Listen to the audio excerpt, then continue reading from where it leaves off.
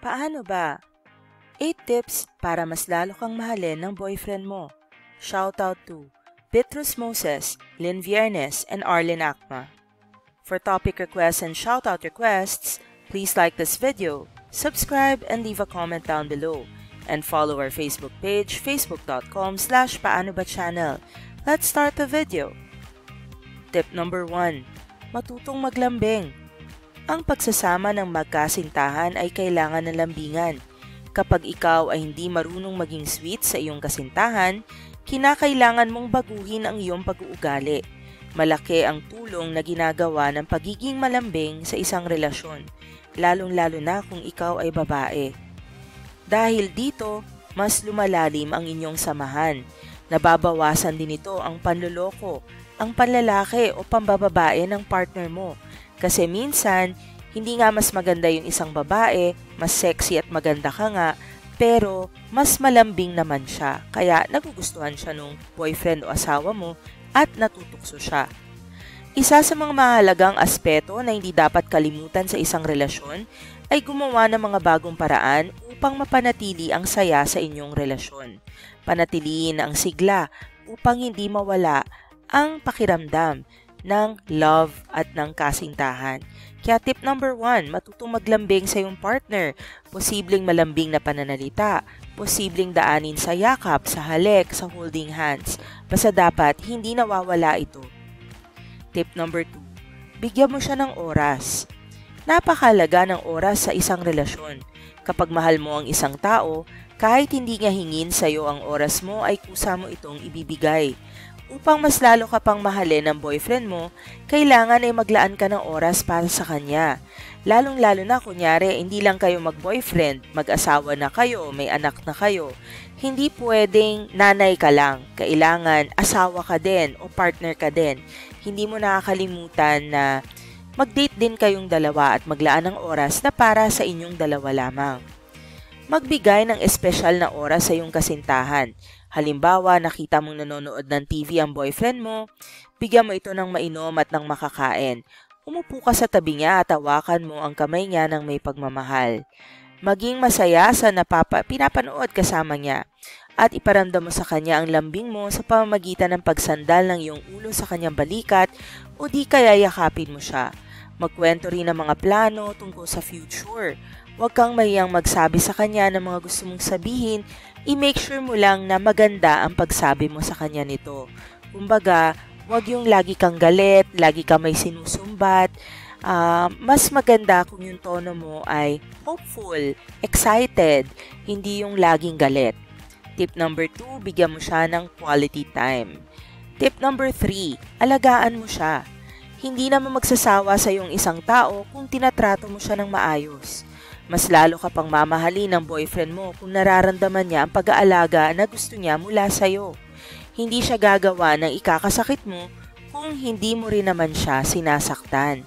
Ang pagtrato sa kanya bilang hari ang isa sa mga hakbang upang mahalin ka pa niya lalo.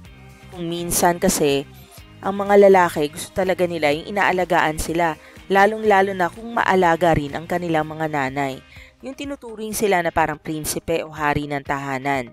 Ang iyong kasintahan ay karapat-dapat na iture bilang hari, lalong-lalo na kung malari na rin ang pagtrato niya sa iyo. Yung simpleng pagluluto mo lang ng paborito niyang pagkain o di kaya yung pagtulong sa kanyang trabaho o gawain sa eskwela, ang pagiging supportive sa kanya, yang mga bagay na yan ay kusa mo dapat ginagawa kung mahal mo talaga siya. Kaya tip number 3, alagaan mo ang boyfriend o ang asawa mo.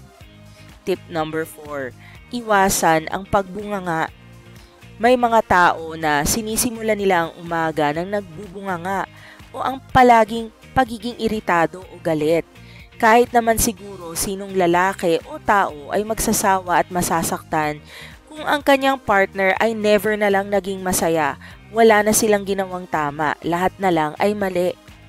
Upang mahalin ka lalo ng boyfriend mo, maging mabait ka sa kanya.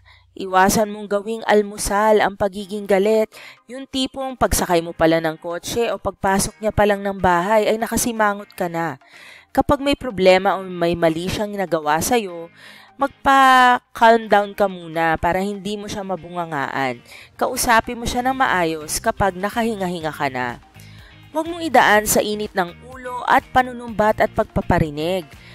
Bagkos ay maging malambing ka pa rin sa kanya at ang gawin mo ay kapag may tama siyang ginawa o kunyari meron siyang bagay na ginagawa na gusto mong ulit-ulitin niya, kailangan mo siyang purihin para rito. And dadaanin mo sa kwento. Kunyari parang ikwento mo na natuwa ka nung nag-uumpisa pa lang kayo, na binibilan ka niya ng bulaklak, ganun. O di kaya minsan, namimiss mo yung mga panahon na yon na nagde-date pa kayo kada linggo. So yung mga simpleng ganun na pananalita, rather than yung lahat na lang pinapagalitan mo siya na bakit hindi mo na ginagawa yun? Sa umpisa lang pala yun, nagkukunwari ka lang. So, iwasan yung negative na tono, iwasan yung negative na pananalita. Isipin mo yung paraan kung ikaw din yung makakarinig, ano ba yung gusto mong paraan na sabihin niya ito sa'yo. Tip number 4, iwasan manumbat at umangil. Before we continue, kailangan mo ba ng pera?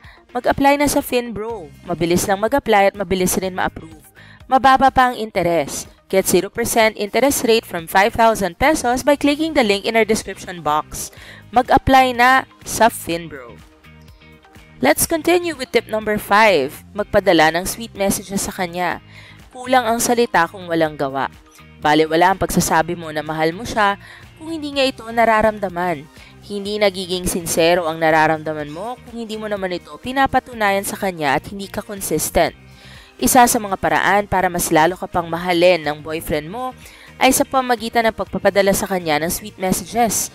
Bagaman araw-araw kayo nagkikita at nagkakasama ng kasintahan mo, huwag mo pa rin kakalimutan na mag-text sa kanya ng ingat, I love you, kumain ka ha, at miss na kita. Maganda rin yung nag-uusap kayo sa telepono sa tuwing may pagkakataon at nagpapadala ka ng selfies at ng photos na ikatutuwa niya. Kahit wala ka namang importanteng sasabihin, maski na magpo-forward ka lang ng meme o ng joke, ay gawin mo pa rin ito dahil napapangiti mo siya. Kaya tip number 5, magpadala ng sweet messages. Tip number 6, bigyan mo siya ng suporta.